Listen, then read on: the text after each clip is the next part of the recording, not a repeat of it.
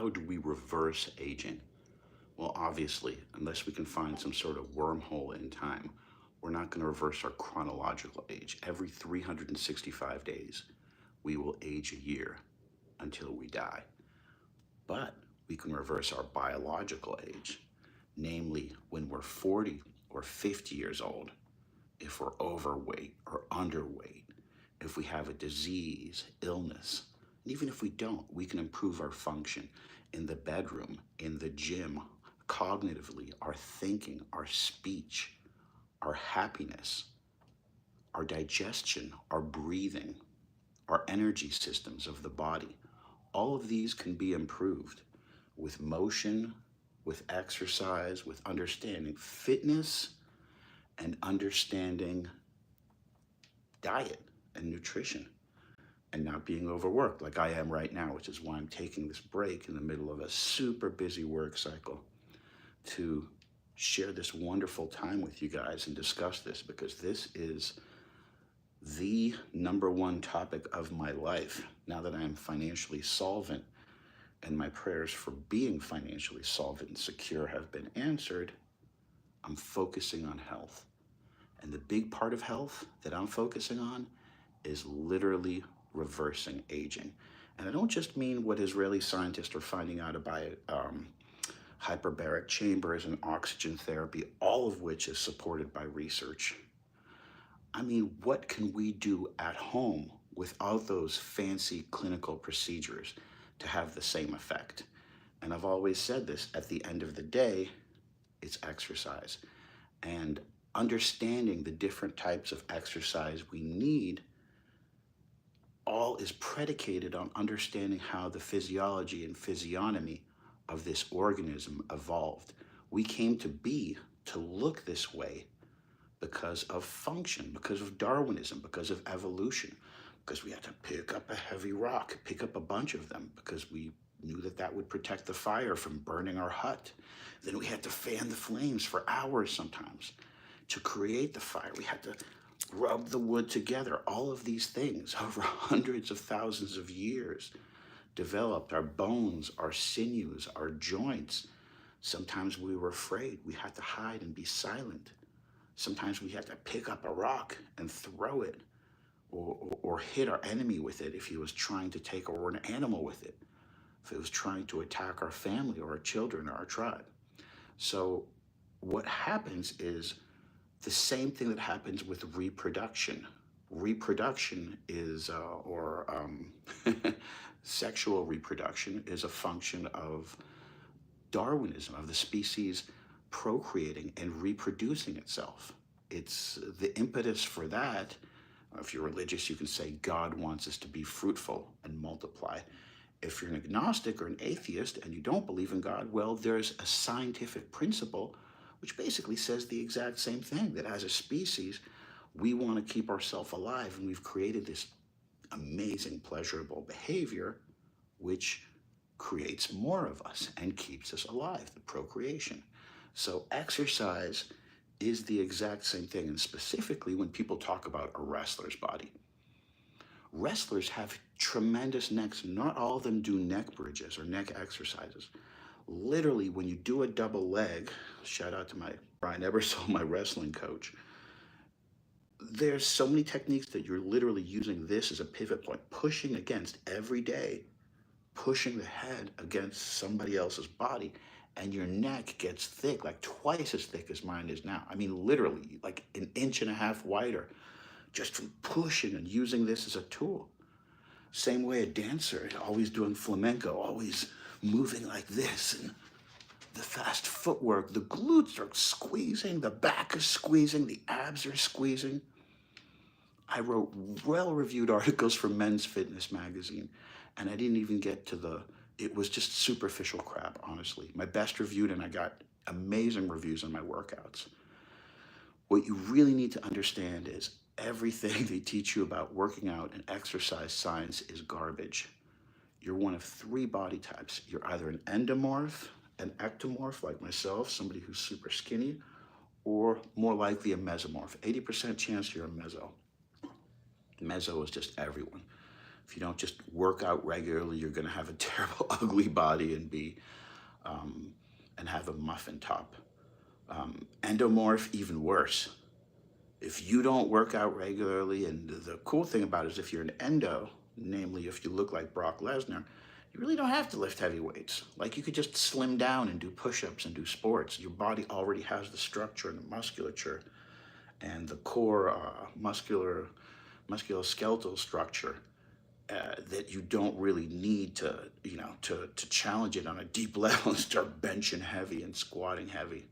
If you want to, that's fine. But and then comes ectomorphs, little skinny guys like me. I had to lift weights for 20 years just to look normal, to have a medium-sized frame, because I was like pencil neck, hyper skinny guy my entire life, super tall and super skinny. So first part of understanding how to have an amazing body and how to live 20 years longer chronologically and have those 20 years be 20 years in your past. Namely, you have the be in the bedroom and fight and think and physically outperform yourself at 30 when you're 50.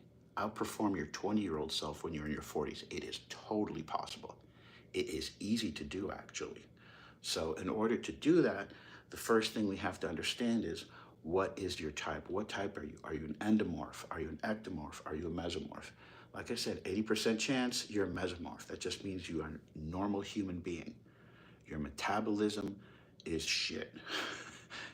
You're suffering and struggling to lose weight all the time, especially with this crap modern diet. It's almost impossible to have a good looking body and be a mesomorph and eat a microwave lean cuisine meal, or even the packaged, processed, or supposedly packaged fresh foods that they deliver to your door. I mean, come on, like, you have to invest time, energy, research, money into the water you drink, the food you eat, and make sure that it's amazing. That's easy to do in this world if your finances are taken care of. Like, it's something that we really need to prioritize. On top of that is motion. I mean, I talked to this Russian maximalist. He's a weightlifting maximalist, an old guy at the gym, has a big pot belly. He can outlift all the steroid guys. He is a genuine power lifter. And he has an interesting theory that we're going to live. Everybody at the gym who's lifting weights is going to lift, and not doing steroids, of course, because the hormone replacement therapy is it's deadly. You don't find people who look great and do steroids living into their 80s and 90s, or at least we haven't seen that yet. And for that matter, it's a very dangerous topic for endomorphs. Like, if you're over 200 pounds, though, you probably don't want to touch the juice. Your heart is already moving an SUV. You're like a truck, like without a flatbed. You've got a full truck and a hitch and a cover in the back. Like, those engines don't last 200,000 years, brother. Which is why you want to, like I said, if you're an endomorph, if you're 250 pounds, there's different things you want to do to keep your heart and your mind and your joints and your body physically healthy than if you're a 135-pound guy. You can compete in CrossFit and do pull-ups, like 25 pull-ups. 240-pound guy can't do one pull-up. It's not the same regimen.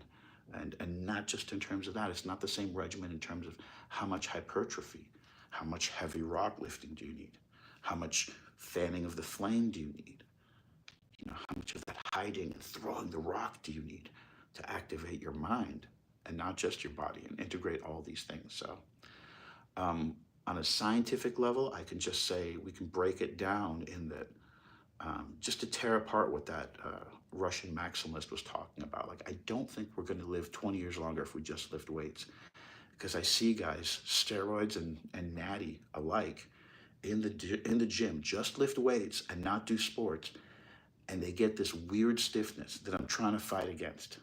I'm fighting hard against it by dancing all day, shaking around, shadow boxing, especially when nobody's in the elevator. Those guys on the security desk, or if anybody ever watched The Thing, they're seeing some great shadow boxing, because I'm moving fast, I'm moving explosively, it feels great. The body is moving in this type of hyper react, like as fast as you can, like something's coming at you, but you've trained yourself to enjoy that feeling, like in basketball.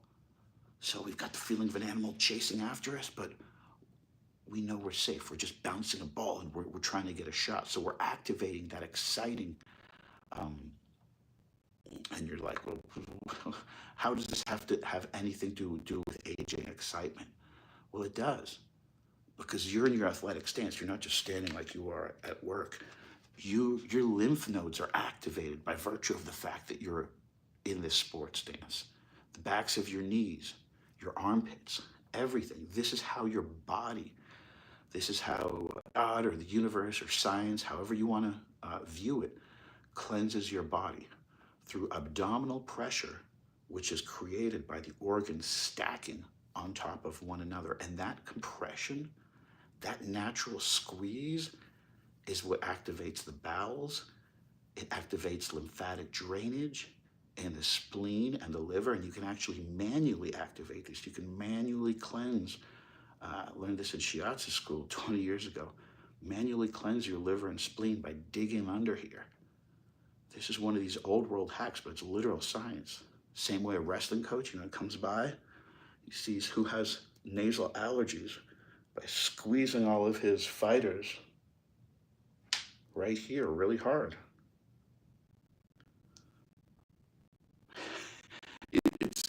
It's old school science, but it actually corresponds to the nervous system, and the body will give you an accurate description of where it is through testing the muscles and testing the nerves in this way. Um, so important that we hit these markers. And like I said, there's scientific terms for them, but just in terms of like bro gym terms, we have to have cardio, we have to have hypertrophy, we have to have heavy lifting, we have to have movement, we have to have stretching and breathing at the same time. I always say, any stretch, if you are holding a stretch, you need to be holding it for about 4 breaths in and 4 breaths out, which is after you've worked out, you're going to be breathing a little quicker than usual. So about 25 seconds, you want to hold and breathe, sometimes squeeze the muscle and give it an extra stretch, even just bending to the side, looking straight up for 30 seconds. Every day, a chiropractor told me we need to do this in order to fix cell phone neck, and kyphosis, and hunchback postures, just looking straight up. Well, we can do that. We can breathe, kick the shoulders back. This is great for boxers, martial arts, even if you don't even do any sports exercise. Before you go to the office, professional dancers taught me this. It's called flat back. You literally bend forward and just grab your knees. Professional dancers will do that. You'll see tumblers, street performers do this for about 20 minutes before their act.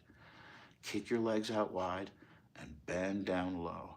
And that'll totally flatten and straighten the back out and cure kyphosis. So all of these things we need to do because our ancient ancestors did them. This is how we evolved to have this body. It's all functional. So it's important that we find movements, not necessarily like a bear crawl or something that mimics, what they did in the past, because it's easy. The range of motion is already defined for us by how the body naturally moves. And we've created arts and science and languages of motion, like dance, like tennis, like karate,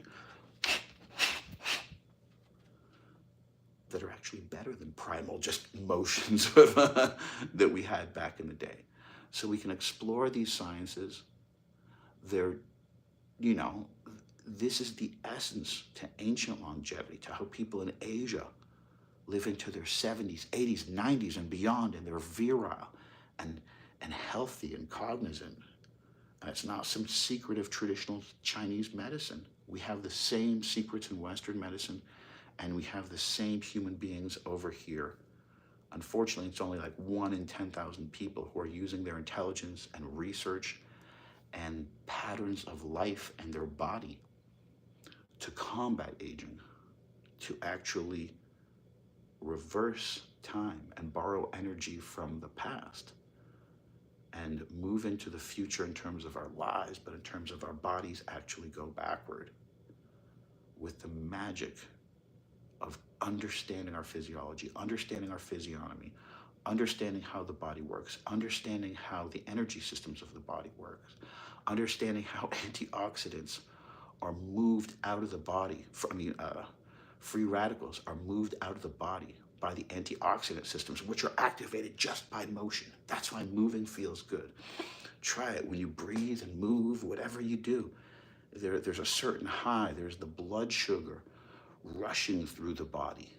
But it's not just that. It's oxygenated blood, which is preventing us from dying.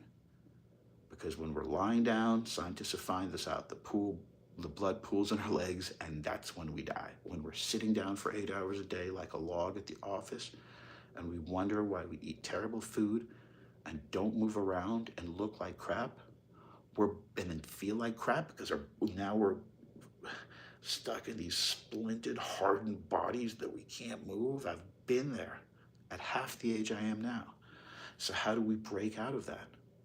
Well, through understanding this principle of a dancer's body, a swimmer's body, a wrestler's body. What you do, the motion that you do, not just like that for 10 seconds, but doing that thousands of times a day like I do, when nobody's looking. Sometimes I'm the crazy guy, and I do it when people are looking. Because I know that it's exercise, but not this type of exercise like those workouts that I've sold you in the magazines that are well reviewed. I'm working out the energy systems. I'm working out my mind-body connection. I'm working on my breathing. I'm working on awareness. I'm working on self-healing, spirituality, changing thought patterns. It's such a complex and wonderful and deep world that we could get into when we really start to exercise for longevity and exercise to maintain, I'm going to say it, virility, coordination, cognition, motion, proprioception, coordination, ambulation, all the markers of health. It's mostly what we don't want. Don't want to be impotent. We don't want to be stiff, like when people start to get Alzheimer's and their gait, your gait refers to how you walk. Doctors will evaluate your gait. If your arms are swinging like this and you're breathing and your legs are moving normally, that's a perfect gait. Sadly, as human beings age and age-related sickness and illness, we get this kind of stiff, Doctors look at that. That's a marker of aging. Brain farts, forgetting stuff, thinking something is here when it's there, putting your toothbrush in the wrong place. It's a sign that either cognitively, nutritionally, something is not happening with the brain. That's aging. Actually the slowing of the nervous system, the myelin sheath, the signals that are going from the brain to the body, or the use of our body, our feeling breaking down. These are all markers of aging. And losing our, what do you say? You don't use it, you lose it. So, oh man, then that applies to everything. That applies to muscles. That applies to the nervous system. That applies to our sense of flexibility and breathing and motion. So if you're just starting on this journey, the best thing you can do is Qigong. And don't think that's some crazy, complicated Chinese exercise. Qigong in Chinese literally just means circulating every one of your joints 36 times. Whether it's doing neck circles, and actually I don't recommend against that because there are scientific studies showing that doing too many neck circles will wear down the cervical joints. But I used to be obsessed with this when I was like in my early 20s, just circling everything. It's one of the best ways you can get in shape, stay in shape. There's so much happening here, like I said, with the liver, the spleen, lymphatic drainage. You're getting this free pressurization of the body, this free cleansing of the body, of the digestive system, of all the mucus and crap and junk that so easily gets trapped in the cavities of our body. That people get surgery for, that often, our diagnostics are so anachronistic. It's so old school that medicine in 20 years, it's going to look like we were in the 1800s. They're going to be able to figure out a lot of what's going on with our body. And they've already figured out with genetics how to cure cancer, how to cure aging itself. And I'm not just talking about the things I'm sharing with you, like hacks and ways that we can do it at home. They've actually figured out genetic ways that we can biologically reverse aging. Of course, chronologically, like I said, one would need a time machine. But yep, I'm about to go to work any second. So that's why you see me moving around like this, because it wouldn't look good at work. But it feels great if you're in the elevator, um, in the escalator, nobody's looking. That's when you can really get crazy. Do some deep bends, do some deep stretches, some deep breathing. This is what will cure your mind, your body, and your soul. This is what will coordinate and align your chakras, and what will help the rest of your life magically come into fruition, hopefully, and align it to be your time to be relationship-wise, financially, physically, in every department of life, your personal happiness, be the best version of yourself, which I believe we can all and will all manifest to come into the future, because we have so much control these days, assuming, of course, we're financially, everything in the fiduciary realm, assuming we're financially solvent. I was heartbroken. I'm not going to say who he is, but a buddy of mine who's a former championship professional boxer, who's cousins with a really, really famous superstar boxer that everyone knows, like a legend in the sport. And this guy is a professional state champion. And a buddy of mine, somebody who's coached me over the decades, he literally hit me up the other day, and he's like, I'm on the street, man, without a car. And I'm like, man, are you serious? He's like, hit me up for a Venmo. Like, of course. So, assuming you're not at war, assuming you're not financially enslaved, assuming you're healthy and able-bodied and have all of those blessings, think about that, because not to laugh at it, so many people in the world don't have that. People in Gaza, people in Asia, people in every continent, people in America. I mean, poverty, the unjust lack of freedom, that goes on all the time. But assuming you do have enough money, that you can take a little time every day to work on your body, work on your mind, work on self-improvement. And even if you don't, even if you're flat broke, some of the people I met who were the poorest had some of the best understandings of themselves and some of the best physiques, an opportunity to really work on that physique for extended amounts of time. But not to get off on a tangent, like I said before, not just we can, and it could be, we will manifest this greater version of ourselves, because now we have control of our mind, control of our body, and the opportunity to improve ourselves, improve our patterns, and become the best version of ourselves. So thanks for coming to join me. I know it wasn't a very clinical or scholarly examination of how to be younger. I know that Israeli scientists have come out with amazing research about hyperbaric chambers and oxygen therapy. I definitely want to get into that in the future. I've done a little bit of oxygen therapy, and it's just magical. And I think that any form of supplemental oxygen that you can get, I mean, it's clinically been proven to reverse biological aging and to enhance functioning. It's not like oxygen outside the body, which oxidates and ages stuff, guys. It's a little bit of the opposite. It's what we need to keep us young and keep us alive. Just in case somebody's trying to be a very elusive scientist and be picky on that point. Like, yeah, oxygen does rot stuff and oxidize stuff outside of the body, but inside, it's like a fish. Oh, don't put them in the water, you can't breathe. Like, that's our version of water, is oxygen. So,